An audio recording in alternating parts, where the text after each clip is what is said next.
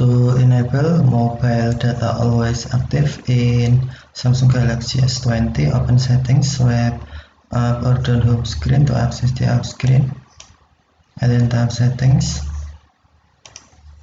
You can also open settings screen from notification panel, swipe down notification panel, and then tap settings icon. Scroll down settings screen, find developer options, and then tap developer options.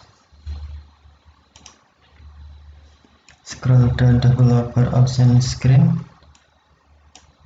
find mobile data always active.